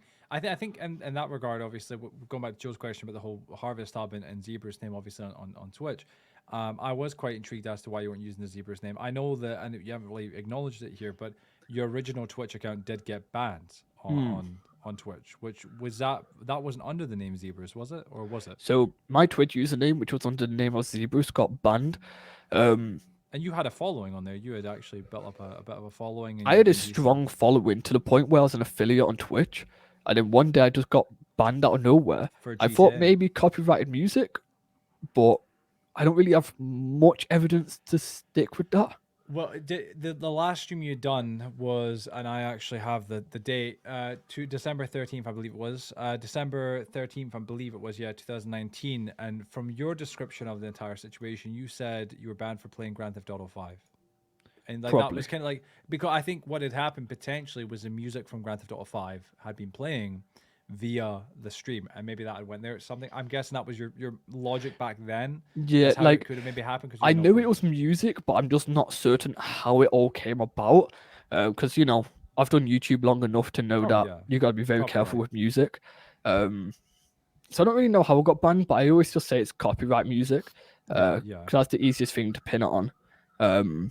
I've contacted Twitch many of times because I've not used that Twitch account for about 3 years now, and they keep saying to me that it's on a random kind of algorithm. The channel will get deleted any day now. Could be tomorrow, Channel's could gone. be next year, could be next year. But until then, I can't have my Zebruse username back. Well, it's weird because the Zebruse username still is on Twitch.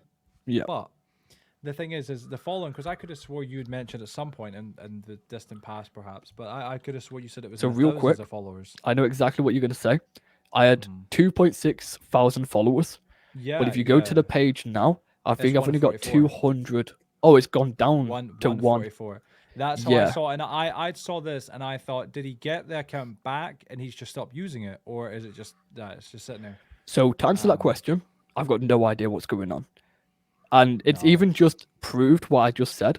So it had like thousands, and then I thought it had 280 when I last checked it, Yeah. and you've just told me it's got 100 and something. 144.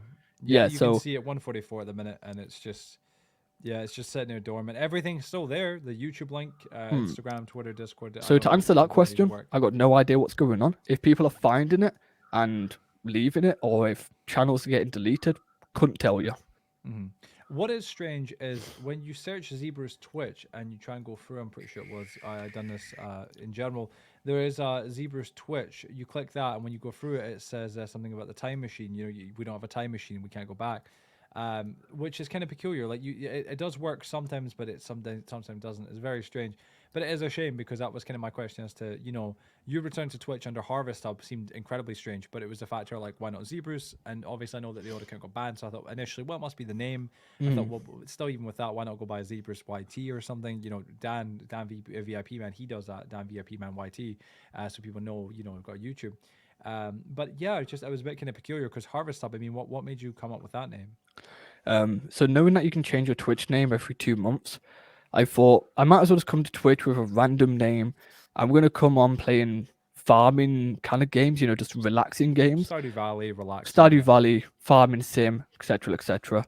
So I was like, fine, Harvest Up. It was literally like, when you go on Xbox and you create a new account, and it's just like, boom, here's a random name. Yeah. I loaded up Twitch, boom, Harvest Hub was on a second click. I went, fine, whatever. Because I'm not caring about the name. I just want to try Twitch. If it works and I've got somewhere in 2 months, I'll change the name, make it more professional. Yeah. But it was more of like, I want to live stream shit content that I can't do on YouTube because I want to be known for good content on YouTube. And I can't also live stream on YouTube because I'm worried about Facebook. So I'm just going to create this Twitch, do shit content so I can talk to my audience and call it a day. I think it's good. I like the idea of the Twitch because that's why I do Twitch in that regard when I done it and what I still do. It's kind of you play whatever game you want, and then you've got the YouTube for mainly Minecraft or whatever else you're doing. But the Twitch is for just whatever you want to play with friends or by yourself, and that's a nice way to do it because then you can relax or maybe get VODs or clips that you can use for shorts or a VODs channel per se. But no, fair enough in that regard. I was just quite intrigued to know your opinion on the whole Twitch situation because obviously it was quite a strange turn of events that you returned to Twitch, especially after so to dumb Twitch down, it's basically to avoid questionable legal issues that I don't think I have to worry about. And number two, just to communicate with people and not take it too seriously. I think that's why I do YouTube. YouTube's my serious place. Oh yeah, that's a serious aspect of online stuff. Well, for what will sadly be our final question for you, Travis, today, I want to know what your community can expect to see in the foreseeable future for the Zeabruse channel. You've made countless announcements over the past few years that things are going to change, and you've almost started a destructive cycle of rebranding Zeabruse, then deleting all your older content to then start again, and so on to the point where now your channel feels unrecognizable to the people who were there from the beginning, at least to me, of course, and I'm sure from Joseph as well. And I do mean that on a sincere level. It does start to kind of feel like things are changing to a point where it's becoming unrecognizable. Zeabruse is no longer the same Zeabruse it was. And that's okay. That's evolution. But the way in which you're going about doing it is not a healthy cycle because you're continuously restarting, and that's causing people to get burnt out and bored. So I thought about this prior to joining this podcast.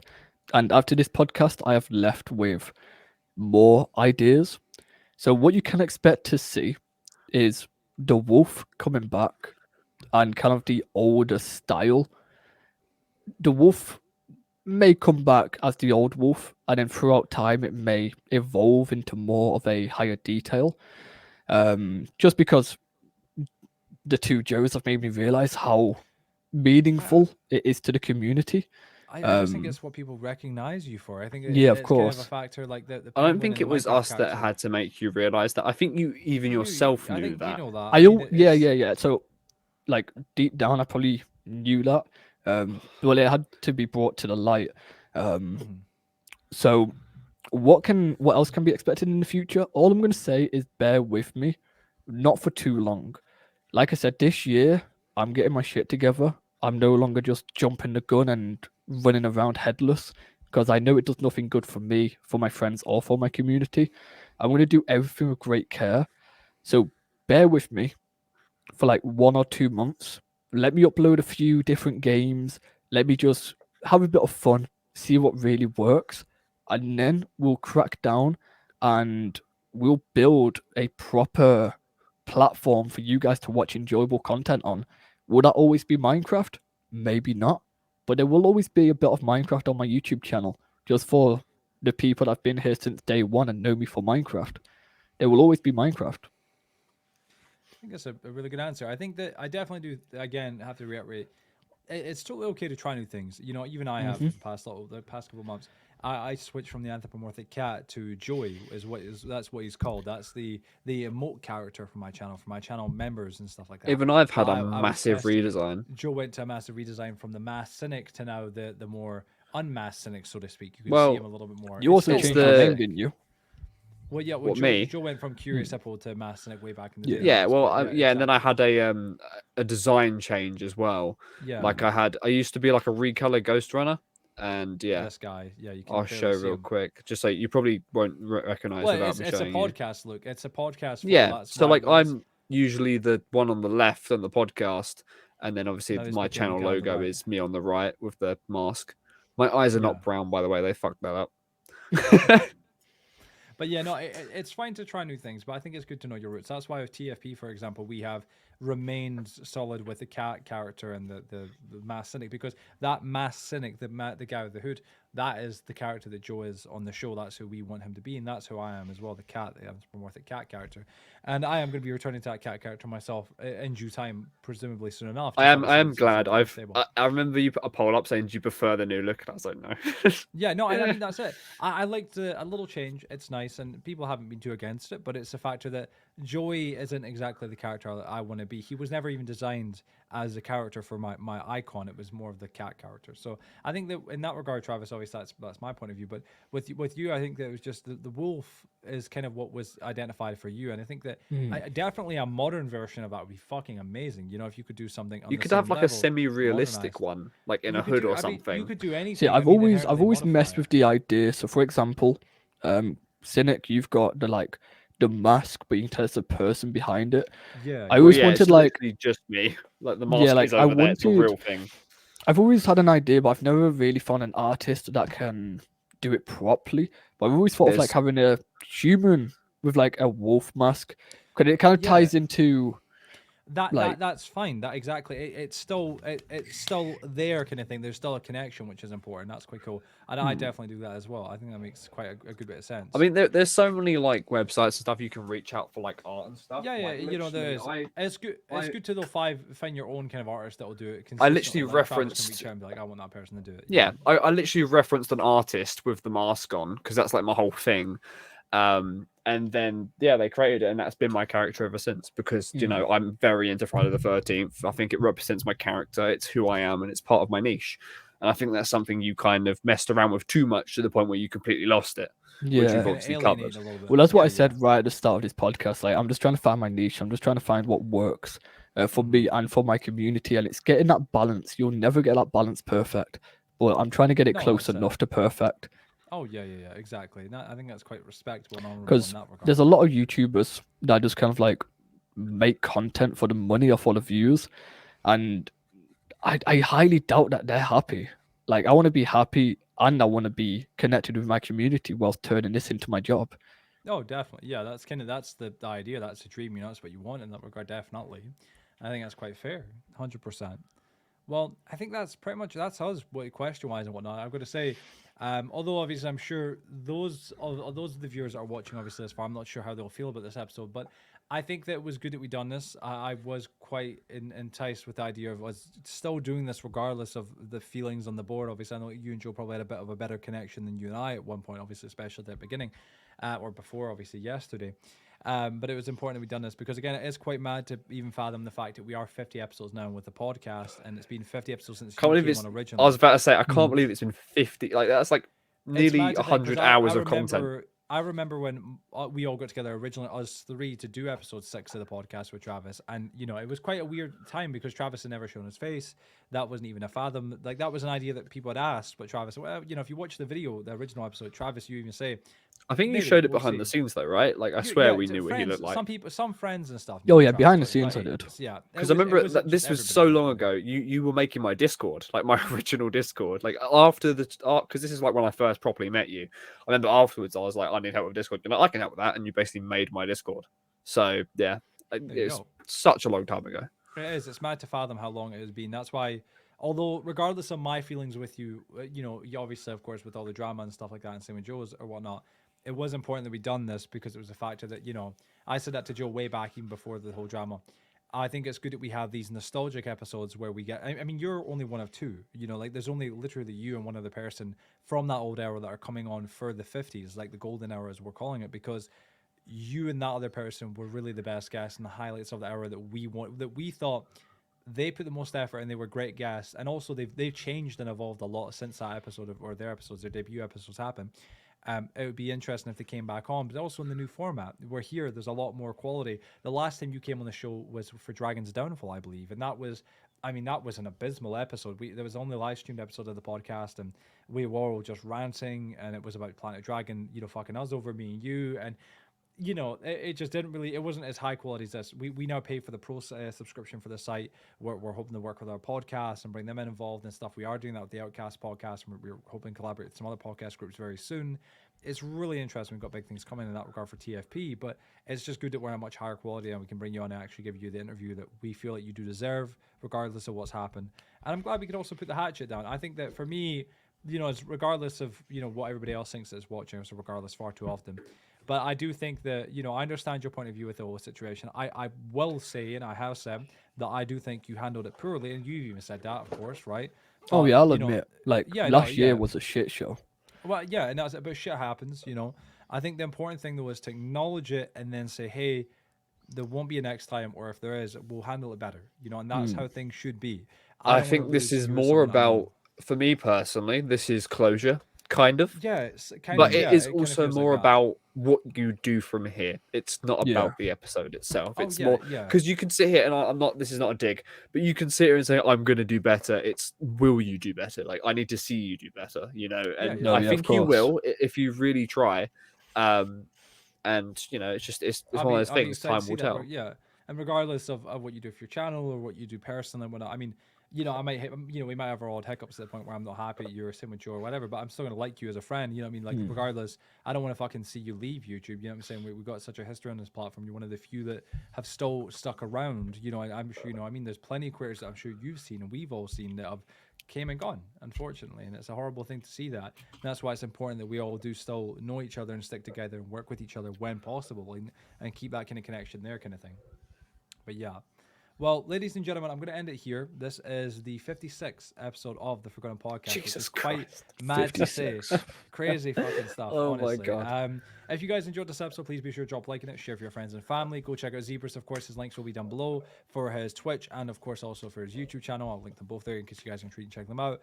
Who knows? Maybe we'll have Travis on again at some point in the foreseeable future. It'd be quite interesting for episode 106. Episode 106 to see if Travis is kind of where he went from there in that time. He comes back with a completely different name, dressed up as a penguin. That's it. Hey, let's not push it. That'd be an interesting dare. But yeah, ladies and gentlemen, thank you for watching this episode of the Forgotten Podcast. I just smacked my desk, and we'll see you all in the next one. And yeah, everybody, have a good day.